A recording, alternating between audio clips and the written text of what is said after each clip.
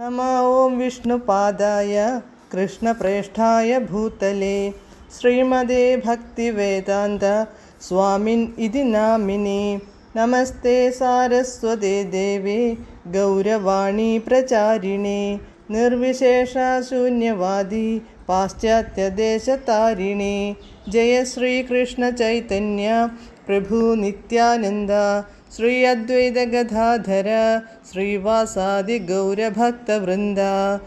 हरे कृष्ण कृष्ण कृष्ण हरे हरे, हरे राम राम राम हरे हरे। हरे कृष्ण कृष्ण कृष्ण हरे हरे, हरे राम राम राम हरे हरे। हरे कृष्ण कृष्ण कृष्ण हरे हरे, हरे राम राम हरे हरे. പരമദിവ്യോത്തമ പുരുഷനായ ശ്രീകൃഷ്ണ ഭഗവാന്റെ കഥകളാണ് ശ്രീകൃഷ്ണ എന്ന പുസ്തകത്തിലൂടെ പറയുന്നത്.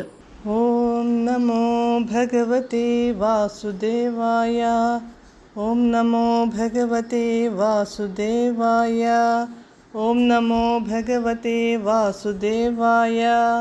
നാരായണം നമസ്കൃത്യ നരം ചൈവ നരോത്തമം ദേവീം സരസ്വതീം വ്യാസം തതോ ജയമുദീരയേത്.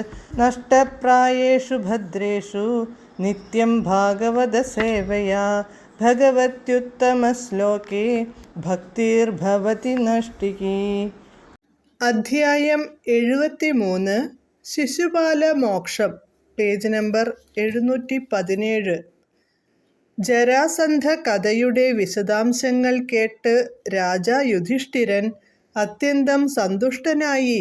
അദ്ദേഹം പറഞ്ഞു, പ്രിയപ്പെട്ട കൃഷ്ണ, സച്ചിദാനന്ദ സ്വരൂപ, ഭൗതിക ലോകത്തെ സംബന്ധിക്കുന്ന കാര്യങ്ങളുടെ വിധാതാക്കളായ ബ്രഹ്മദേവൻ, ശിവൻ, ദേവേന്ദ്രൻ എന്നിവരുൾപ്പെടെ എല്ലാവരും അവിടുത്തെ ആജ്ഞ കൈക്കൊള്ളാനും നടപ്പിൽ വരുത്താനും സദാ ആകാംക്ഷാഭരിതരാണ്. ഇത്തരം ആജ്ഞകൾ സ്വീകരിക്കാൻ ഭാഗ്യം ലഭിക്കുമ്പോഴൊക്കെ അവർ അത് കൈക്കൊള്ളുകയും ഹൃദയത്തിൽ സൂക്ഷിക്കുകയും ചെയ്യും. കൃഷ്ണ, അങ്ങ് അപരിമേയനാണ്. ചിലപ്പോഴൊക്കെ ഞങ്ങൾ സ്വയം രാജാക്കന്മാരായും ലോകാധിപന്മാരായുമൊക്കെ ഭാവിച്ച് ഞങ്ങളുടെ നിസാരമായ പദവിയിൽ ഊറ്റം കൊള്ളുമ്പോൾ ഉള്ളിൻ്റെയുള്ളിൽ പരമദരിദ്രരാണ്. വാസ്തവത്തിൽ ഞങ്ങൾ അങ്ങയുടെ ശിക്ഷയ്ക്കു അർഹരാണ്.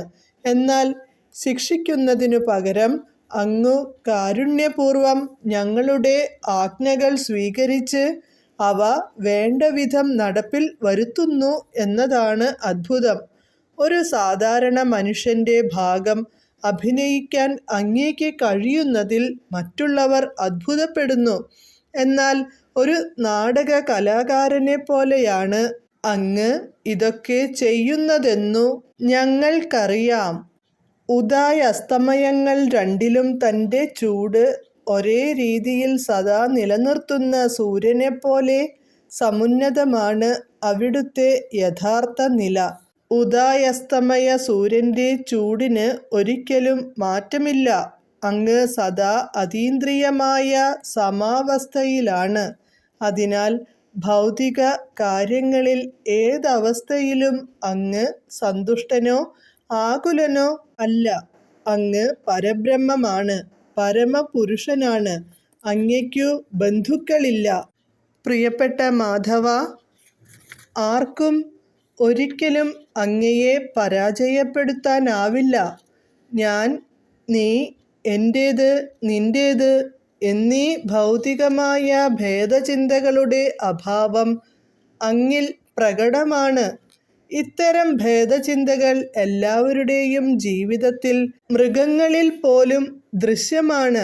എന്നാൽ നിർമ്മല ഭക്തന്മാർ ഈ ഭേദചിന്തകളിൽ നിന്നു മുക്തരുമാണ്. ഇവയൊന്നും അങ്ങയുടെ ഭക്തരിൽ ഇല്ലാത്തതിനാൽ അങ്ങിൽ അവയുണ്ടാവാൻ തീരെ സാധ്യതയില്ല. ഇപ്രകാരം ഭഗവാനെ സംതൃപ്തനാക്കിയ ശേഷം രാജാ യുധിഷ്ഠിരൻ രാജസൂയ യാഗത്തിന് ഒരുക്കം കൂട്ടി. അതിൽ പങ്കെടുക്കാൻ പ്രധാനപ്പെട്ട ബ്രാഹ്മണരെയും ഋഷിമാരെയും മുഴുവൻ അദ്ദേഹം ക്ഷണിച്ചു വരുത്തി. യാഗവേദിയിലെ പുരോഹിതന്മാർ എന്ന നിലയിൽ വിവിധ സ്ഥാനങ്ങളുടെ ചുമതലക്കാരായി അവരെ അവരോധിച്ചു. കൃഷ്ണദ്വൈപായന, വ്യാസദേവൻ, ഭരദ്വാജൻ, സുമന്തു, ഗൗതമൻ, അസിതൻ, വസിഷ്ഠൻ, ച്യവനൻ, കണ്വൻ, മൈത്രേയൻ, കവശൻ, ധൃതൻ, വിശ്വാമിത്രൻ, വാമദേവൻ, സുമതി, ജൈമിനി, ക്രതു, പൈലൻ, പരാശരൻ, ഗർഗൻ, വൈശമ്പായനൻ, അഥർവൻ, കശ്യപൻ, ധൗമ്യൻ, പരശുരാമൻ, ശുക്രാചാര്യൻ, ആസുരി, വീതിഹോത്രൻ, മധുചന്ദൻ, വീരസേനൻ, അകൃതവ്രണൻ എന്നിവരാണു ക്ഷണിതാക്കളിൽ പ്രമുഖർ. ഈ ബ്രാഹ്മണർക്കും ഋഷിമാർക്കും പുറമേ കുരുപിതാമഹനായ ഭീഷ്മർ, കൃപാചാര്യർ, ദ്രോണാചാര്യർ, ധൃതരാഷ്ട്രർ എന്നീ മാന്യരായ വൃദ്ധജനങ്ങളെയും അദ്ദേഹം ക്ഷണിച്ചിരുന്നു. ധൃതരാഷ്ട്രരുടെ ദുര്യോധനൻ തുടങ്ങിയുള്ള മക്കൾ മുഴുവനും മഹാഭക്തനായ വിതുരരും ക്ഷണിക്കപ്പെട്ട വ്യക്തികളിൽ മുഖ്യരായിരുന്നു. മന്ത്രിമാർ, കാര്യദർശികളും ഉൾപ്പെടെ ലോകത്തിൻ്റെ വിവിധ ഭാഗങ്ങളിലുള്ള സർവ്വരാജാക്കന്മാരും യുധിഷ്ഠിരൻ നടത്തുന്ന യാഗം കാണാൻ ക്ഷണിക്കപ്പെട്ടിരുന്നു. പണ്ഡിതന്മാരായ ബ്രാഹ്മണരും ധീരന്മാരായ ക്ഷത്രിയരും സമ്പന്നരായ വൈശ്യരും വിശ്വസ്തരായ ശൂദ്രരും പ്രജകൾ പൊതുവെയും ചടങ്ങുകൾ കാണാനെത്തി. ഹരേ കൃഷ്ണ.